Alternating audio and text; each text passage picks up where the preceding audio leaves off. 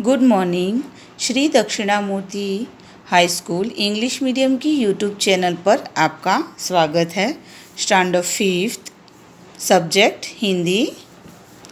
आज हम यूनिट 4 काव्य है हमसे सब कहते, बराबर। ये काव्य हम आज पढ़ेंगे।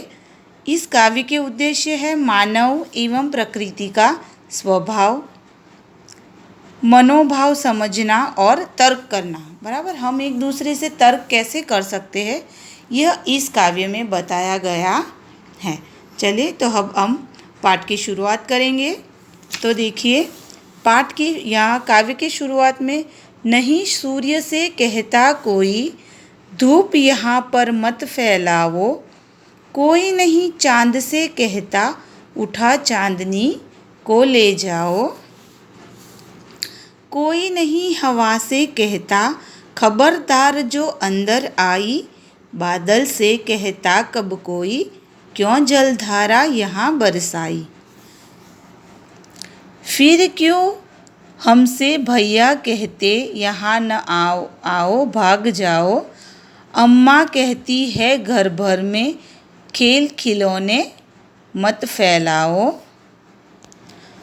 पापा कहते बाहर खेलो, खबरदार जो अंदर आए, हम पर ही सबका बस चलता, जो चाहे वह डांट बताए, बराबर।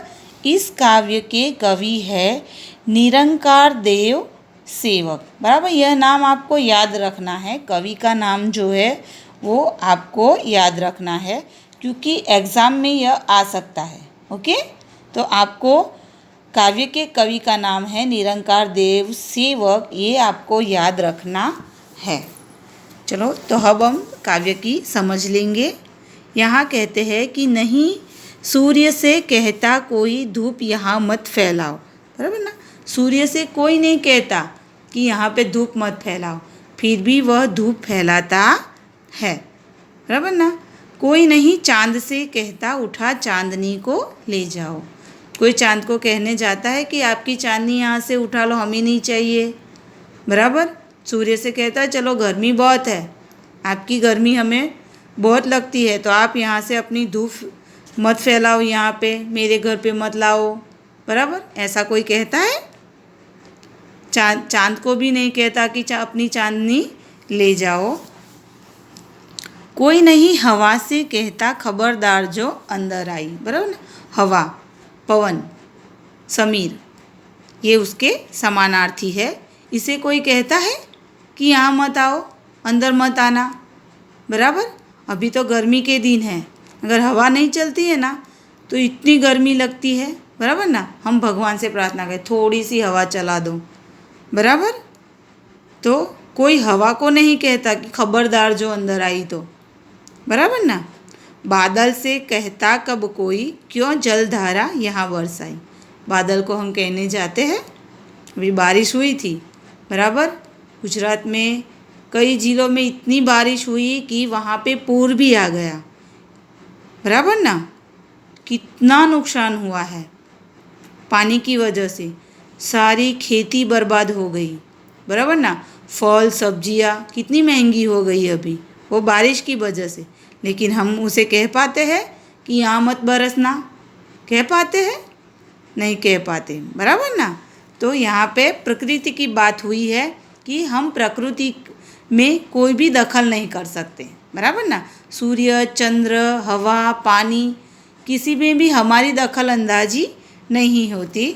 लेकिन यहाँ पे मानव का जो स्वभाव है वो यहाँ पे दिखाया है।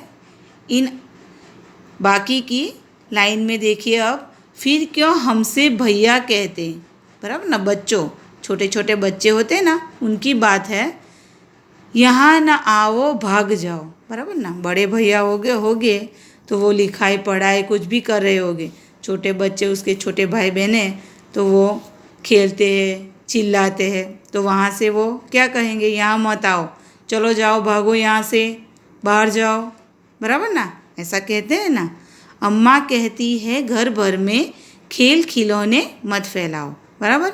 फिर अम्मा क्या कहती है कि पूरे घर में खिलौने बिखेर के रखे हैं, गंदा घर कर दिया, बराबर ना। कभी आपकी मम्मी भी आपको बोलती होगी कि पूरे घर में जहाँ देखो देखो वहाँ खिलौने ही खिलौने हैं, बराबर ना, ऐसा बोलती है कभी।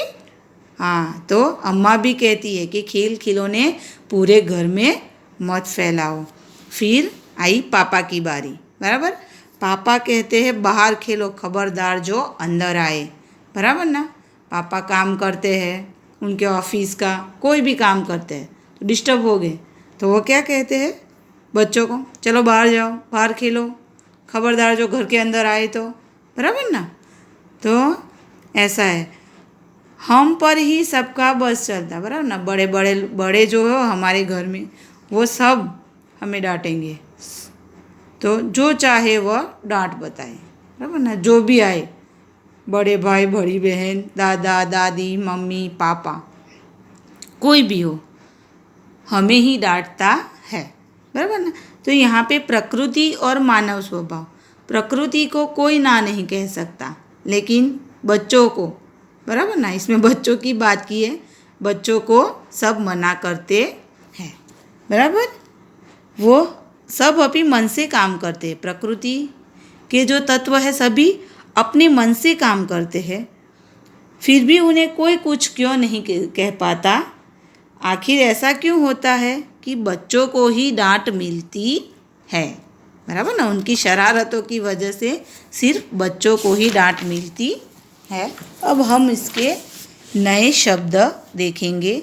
चांदनी, चांद की रोशनी, जल धारा यानी पानी की धारा, घर भर में, पूरे घर में, खबरदार यानी सावधान, बराबर। श्रुतलेख है सूर्य, चांद, चांदनी, खबरदार, जलधारा, भैया, अम्मा, खिलौने, डांट और फैलाओ।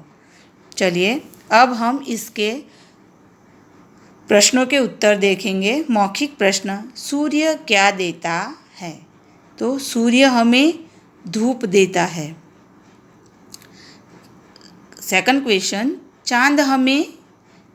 चांद क्या देता है? तो चांद हमें चांदनी देता है। बादल क्या बरसाते हैं? बादल जलधारा बरसाते हैं।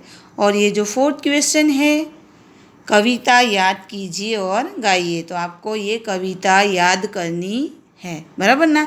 यह कविता आपको अपनी एग्ज़ाम में भी पूछी जाएगी, इसलिए काव्य आपको याद करना है।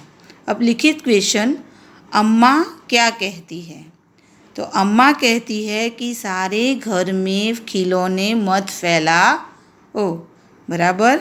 ये इसका आंसर हुआ। हमसे भैया क्या कहते हैं?